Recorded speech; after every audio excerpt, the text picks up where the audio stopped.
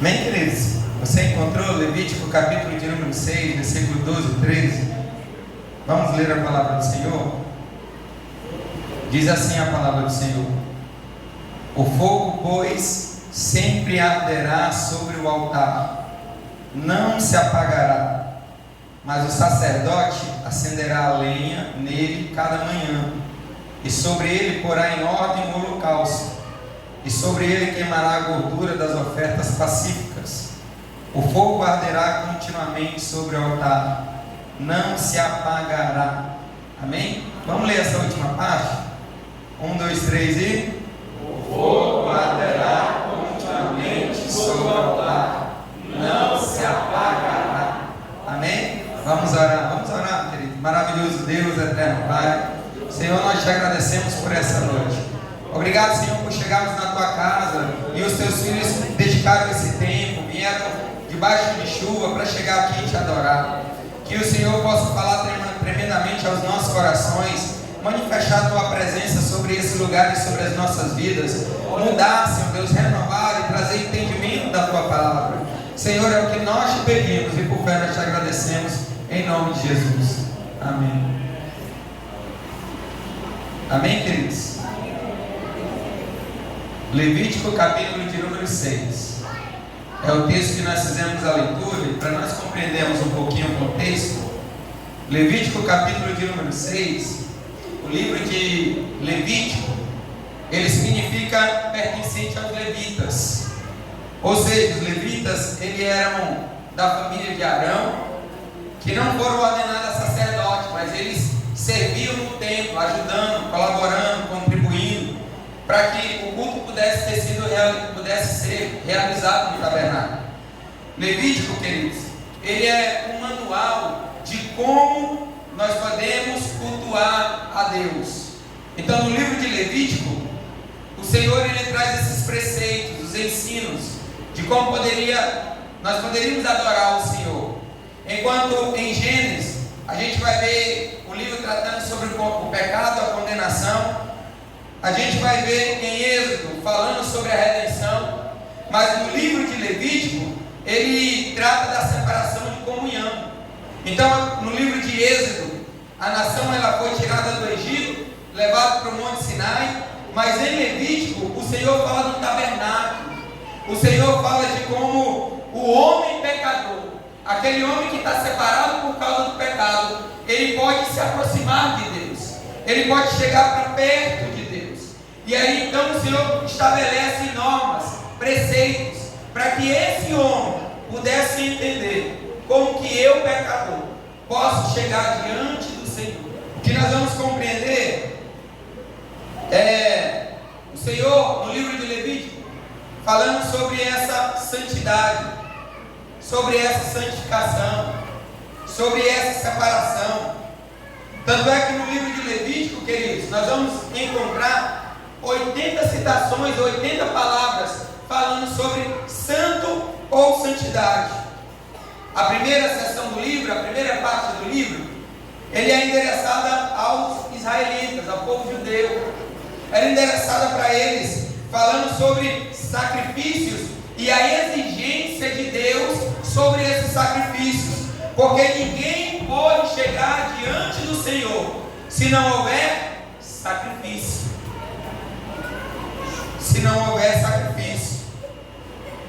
Então na primeira parte do livro fala sobre como nós podemos chegar diante do Senhor, e na segunda parte do livro, naquilo que nós lemos, na passagem do qual nós lemos, ele é endereçado agora aos sacerdotes.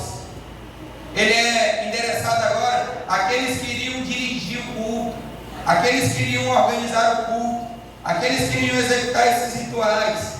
E quando nós olhamos na lei do holocausto dada por Deus aos sacerdotes, aos levitas, o Senhor traz uma palavra imperativa, uma ordem. Ele vai dizer que o fogo do altar arderia continuamente. O fogo do altar arderia sobre o altar e ele não poderia se apagar. Então, o que nós precisamos compreender é que era Deus trazendo aquela nação um lembrete, trazendo aquela nação um entendimento.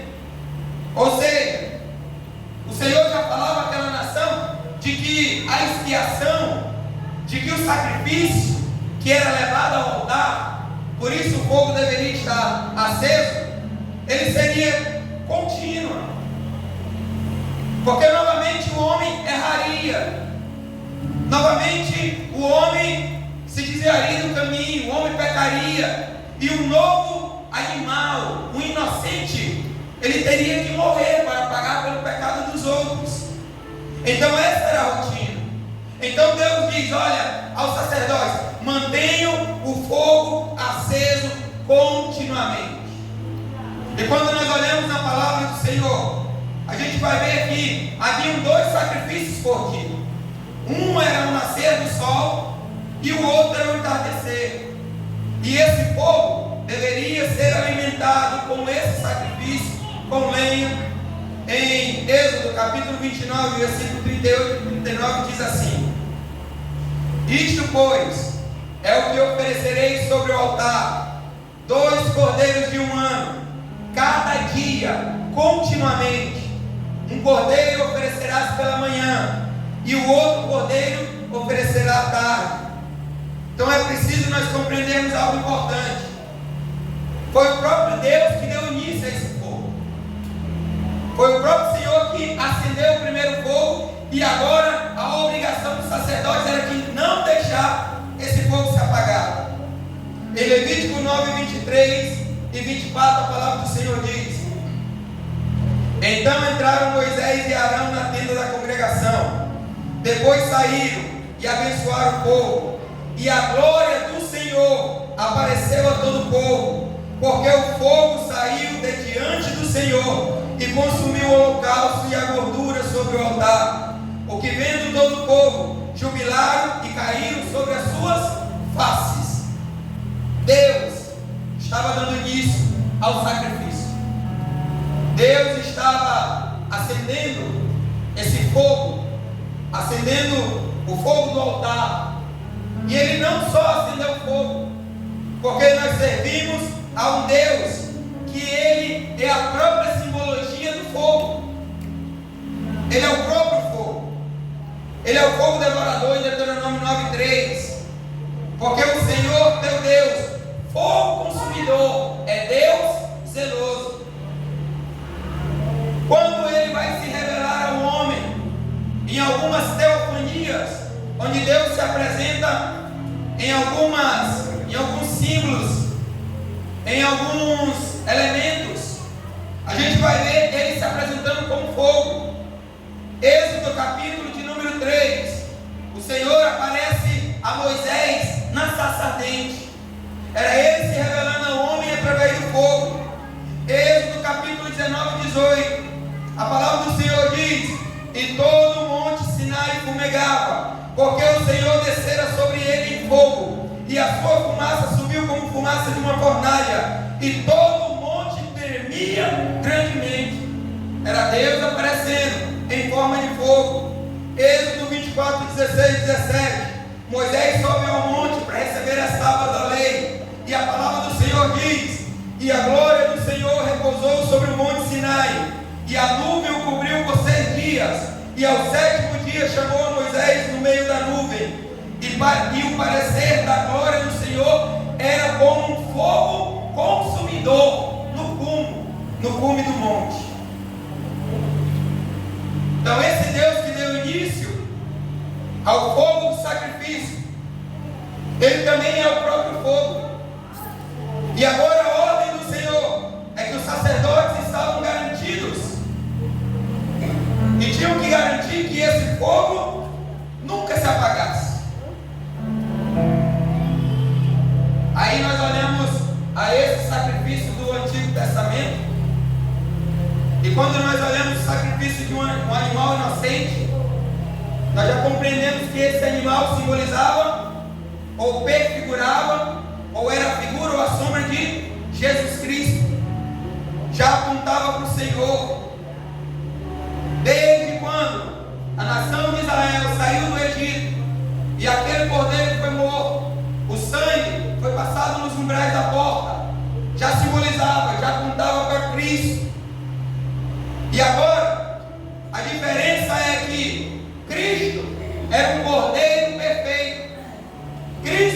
Era um cordeiro que realizaria um sacrifício único e não precisava outro animal morrer. E sabe quem trouxe esse cordeiro? Sabe quem trouxe esse animal para ser morto por nós uma única vez? O próprio Senhor. O próprio Deus apresenta o seu Filho como Cordeiro de Deus, que tira o pecado do mundo. E João escreve em capítulo 1, versículo 29, onde João Batista aponta para Jesus e diz: eis o Cordeiro de Deus, que tira o pecado do mundo.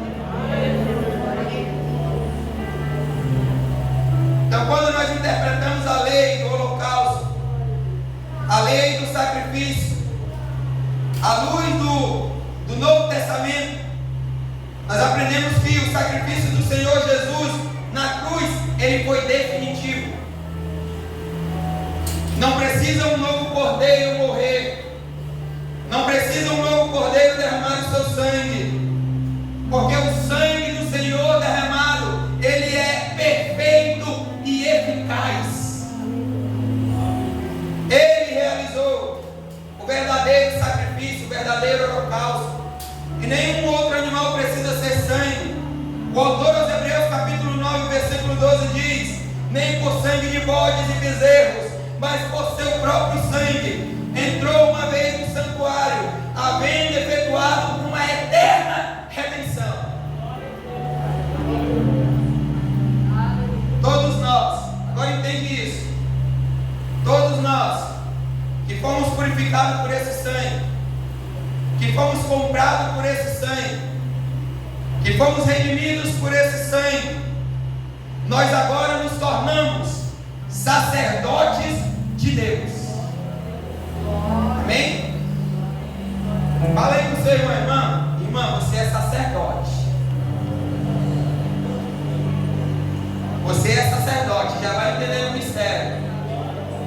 Você é sacerdote, porque a palavra do Senhor em Apocalipse 1, 5 e 6 diz assim: e a parte de Jesus Cristo, que é fiel testemunha, o primogênito dentre os mortos e o príncipe dos reis da terra, aquele que nos amou e em seu sangue nos lavou dos nossos pecados e nos fez reis e sacerdotes para Deus e seu Pai. A Ele a glória, o poder para todos sempre. Amém. Você é sacerdote. Você é sacerdote. E como sacerdote, há uma missão, há uma ordem do Senhor. A ordem do Senhor é manter o fogo aceso. Agora essa ordem do Senhor está sobre nós. O sacerdote no Antigo Testamento tinha essa responsabilidade. Agora eu e você no Novo Testamento, nós temos essa responsabilidade, porque somos sacerdotes. 1 Pedro capítulo 2, versículo 5 diz assim: vós também, como pedras vivas, sois edificados como casa espiritual e sacerdócio santo. Você é sacerdote. Sabe o que é interessante? Manter o fogo aceso tinha um propósito. O propósito de se manter o altar, o fogo aceso, era que sempre o altar estava preparado para receber um novo sacrifício. O altar estava preparado para os sacrifícios. E esse sacrifício, lembra, o sacrifício perfeito, a morte de Jesus. Então, quando eu, na minha vida, mantenho o altar, o fogo aceso, está preparado, eu estou apontando para Cristo, dizer: o sacerdote, o seu Cordeiro de Deus morreu, mas o altar está preparado para o novo sacrifício. Outro detalhe importante: no Antigo Testamento, quem acendeu o fogo do altar foi quem? Foi quem? Deus. Deus acendeu na água. Passou aí no Novo Testamento. E para nós, quem que acende esse fogo? João Batista responde, Mateus 3, capítulo 11. Ele diz assim: eu em verdade vos batizo com água para o arrependimento, mas aquele que vem após mim, que é maior do que eu, que não sou digno de carregar as suas sandálias, ele vos batizará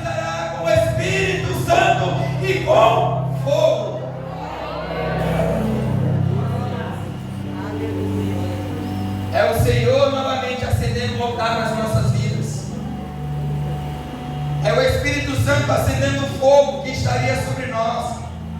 E quando nós olhamos para Atos capítulo 1, a gente vai ver o Senhor dando ordem aos discípulos, dizendo para eles: ficai em Jerusalém, até que do alto sejais revestido de poder. Trazendo para o nosso entendimento, o Senhor Jesus está dizendo: olha, vocês fiquem em Jerusalém, até que o fogo desça sobre vocês, até que vocês sejam incendiados, até que o altar que vocês prepararam pegue fogo.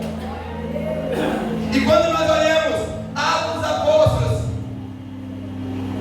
capítulo 1, versículo 8, o Senhor disse que eles deveriam ficar até que pudesse ser revestido, mas traz uma palavra muito importante. Ele diz: quando vocês pegarem fogo, quando o altar pegar fogo, aí sim vocês serão as minhas testemunhas. Oh, glória a Deus. Sabe o que é testemunho no grego? Mártir. Sabe o que é o mártir? O mártir foram os primeiros cristãos que foram presos e disseram para eles: se você não negar a Jesus, nós te jogamos na arena com os leões. E eles diziam: pois me joguem na arena, mas eu não nego esse Cristo. E eles eram devorados vivos pelos leões.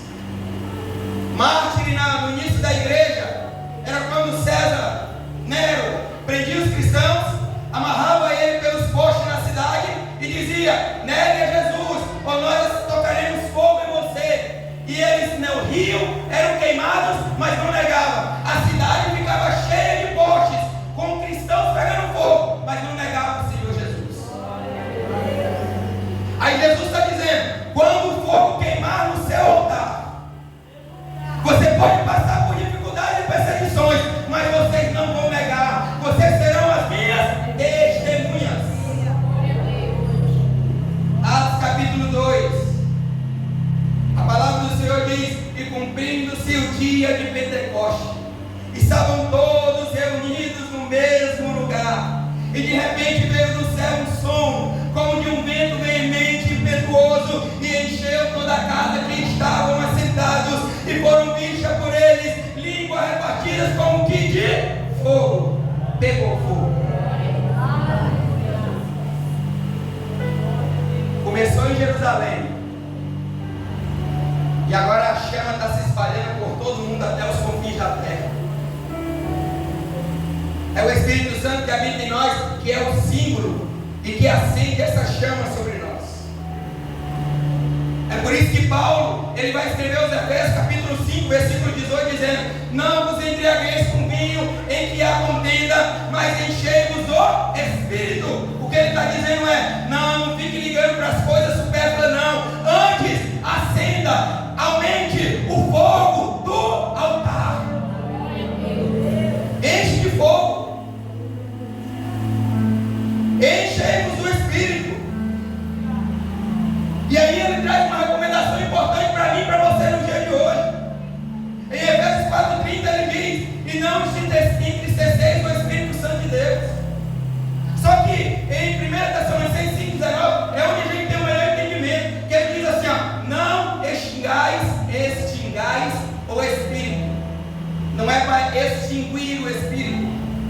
Esse extingais, no grego, ele significa esbinime, que significa apagar, extinguir.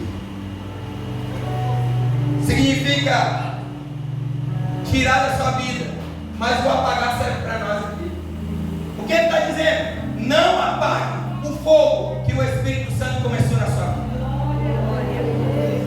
Não apague o fogo que o Espírito Santo começou na sua vida. É proibido para um cristão, é quase que uma obrigatoriedade, manter esse fogo aceso. É quase não, para quem quer vida espiritual é obrigatório.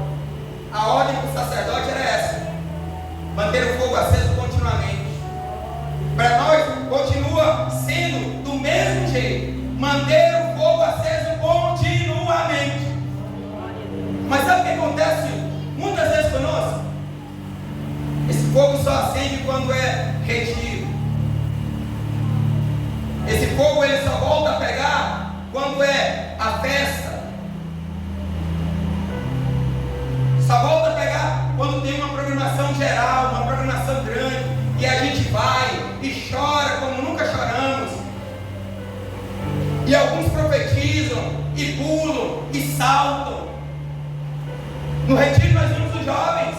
Que bênção, irmãos! Que bênção ver os jovens sendo batizados, cheios, pulando, profetizando, se alegrando na presença do Senhor.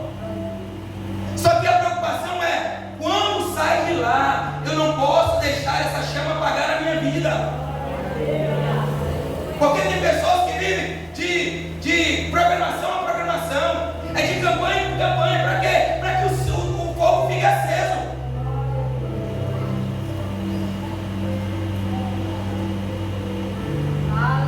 Geralmente são esses eventos onde falamos línguas, onde choramos, onde nos derramamos na presença do Senhor. Só que quando nós saímos dessas campanhas, parece que é um balde de água fria que foi jogado na nossa vida espiritual. Parece que acontece como aconteceu no Antigo Testamento e acabou. A glória de Deus se foi. Parece que a glória estava no ambiente e não no cristão. Mas o Senhor está dizendo: vós sois templo e morada do Espírito Santo de Deus. Se o fogo é para pegar, ele vai pegar no seu coração. É arder a chama no seu coração, na sua vida, para te dar ânimo, para te dar gás. Em meio à dificuldade você se levanta e continua de pé, irmãos.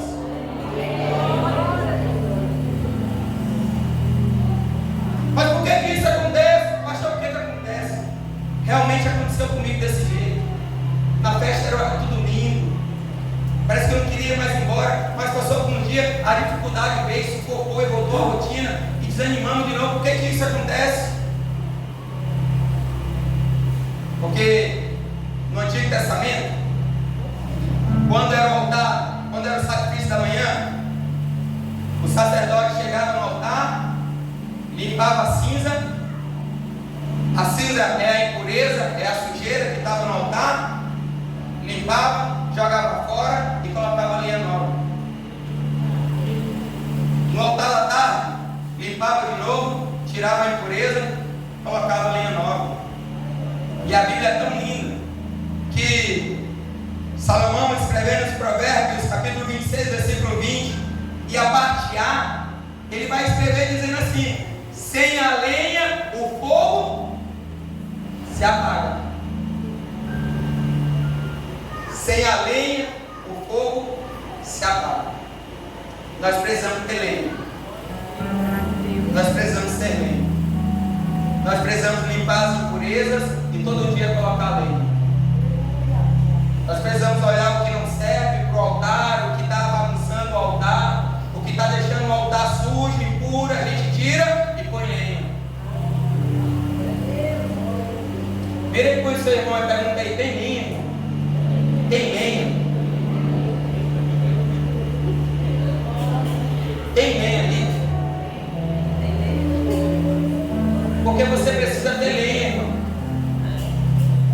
Você precisa ter lenha. Você precisa colocar lenha nesse fogo. Salomão já escreveu: sem lenha o fogo se apaga.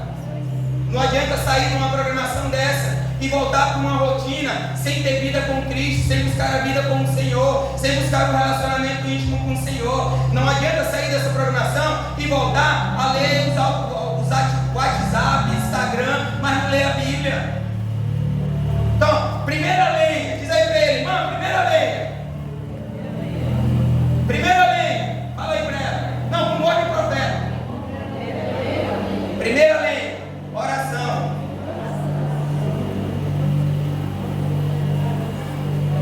Primeira lenha, oração.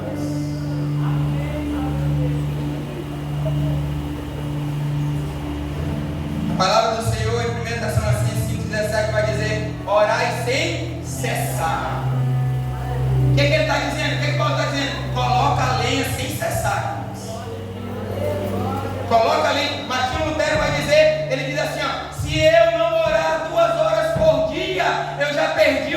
teoria para Satanás. Tem um outro autor que eu não recordo, mas ele diz que a oração é o oxigênio do cristão. A palavra do Senhor diz que a oração de um justo pode muitos seus efeitos. E o Senhor Jesus vai dizer para os discípulos: vigiem e orem para que não caia em tentação. Segunda lenha, voz de profeta. Irmã, segunda lenha. Leitura da Bíblia. Segunda lenha, leitura da Bíblia. Examinai as Escrituras, disse o Senhor Jesus. Jeremias 23, 29. Sabe o que Deus diz através de Jeremias? Diz assim: ó, porventura a minha palavra não é como fogo,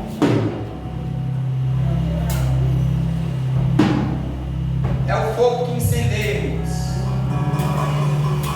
Segunda lenha é a leitura da Bíblia, é ler e orar, ler e orar, ler e orar. Uma vez perguntaram para um missionário: o que é mais importante, a oração ou a leitura da Bíblia? E o missionário respondeu: o que é mais importante para um pássaro, a asa direita ou a asa esquerda?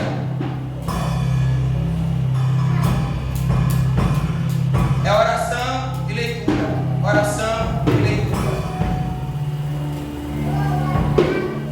Terceira lenha, diz aí para ele, irmã, terceira lenha. Convivência cristã, koinonia, comunhão. Você não é igreja lá fora, você é igreja aqui dentro. Aqui é onde nós somos um corpo. Desculpa, você não é um corpo lá fora, você é um corpo aqui dentro. Igreja nós somos em qualquer lugar. Lá fora você não, você é um membro do corpo, irmão. Você não é o corpo, você é um membro do corpo. Aqui dentro nós somos o corpo. E a palavra do Senhor diz em Hebreus 10, 25: não deixando a nossa congregação, como é costume de alguns, antes ademostrando-vos uns aos outros, e tanto mais quando vê que vai se aproximando aquele dia. Então nós precisamos estar com o nosso altar preparado, com esse fogo aceso. O Espírito Santo acende essa chama nos nossos corações. O fogo é esse Espírito que manifesta-se em nós, que nos guia, que nos conduz, que coloca a palavra nas nossas bocas. Se coloque em pé, queridos.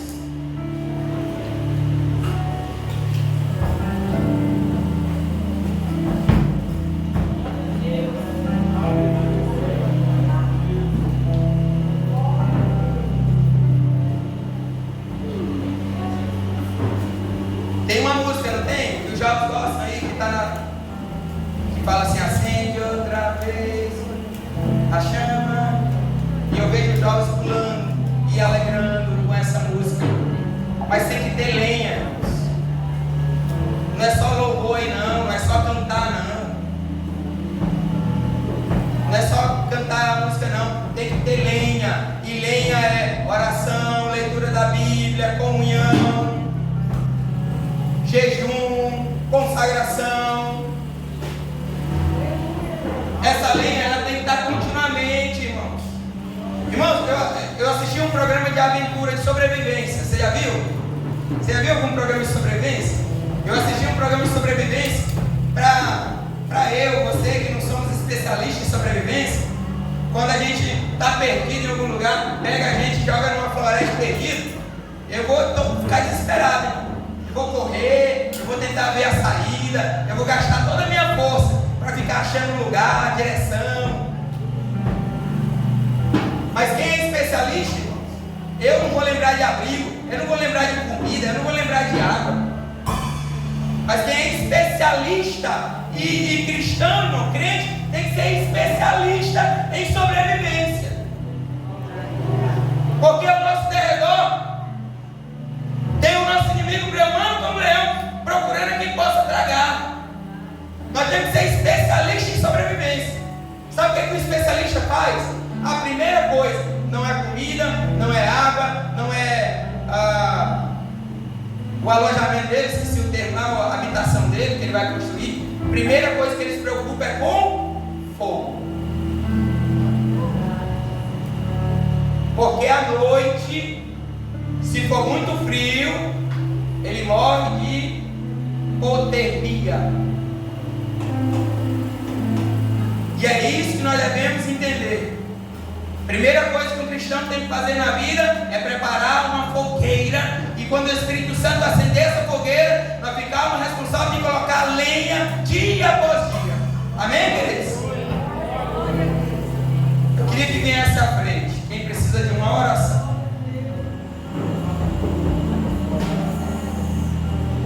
Para quê, pastor? Talvez está faltando lenha.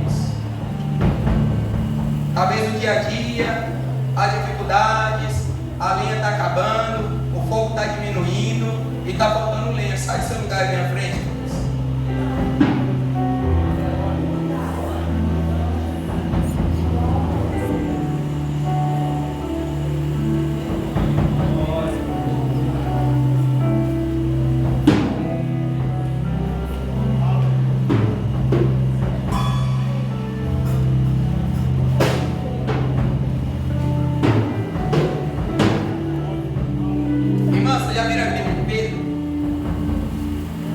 Pedro é reflexo da nossa vida. Um dia Pedro está lá em cima, ó, andando sobre as águas. Outro dia Pedro está lá embaixo afundando. Um dia Pedro está virando para Jesus e fala: Jesus, nós vamos morrer, eu vou morrer contigo. Se tu for morrer, eu vou morrer contigo. Outro dia Pedro está lá embaixo negando Jesus e fugindo com medo de morrer. A vida do cristão é assim. Não tem nenhum super-homem, nenhuma super-mulher, não. Não tem ninguém que nasceu com superpoderes, não, querido. Tem dia que a gente é crente, forte. Tem dia que se precisar orar, a gente ora acreditando que vai curar, que vai acontecer, que vai... E outro dia a gente está pedindo oração, chorando, me ajuda, porque eu estou lá embaixo. Então, se você precisa dessa oração para acender essa chama, sai do seu lugar aí na frente. Vem receber essa oração.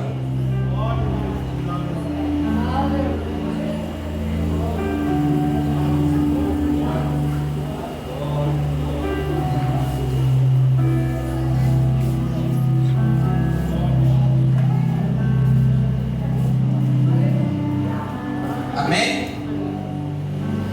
Amém? Estende sua mão para cá. Aqui é o desejo de que o fogo aumente, incendeie, sabe? É um desejo no coração de que a fogueira esteja acesa. Não é vergonha. Eu penso que vergonha, irmãos, é estar com a fogueira apagada pensando que está acesa. Isso é ruim. Estende sua mão para cá. Soberano e eterno Deus, maravilhoso e grandioso Pai. Senhor, a tua promessa do Espírito Santo, ela não ficou no passado.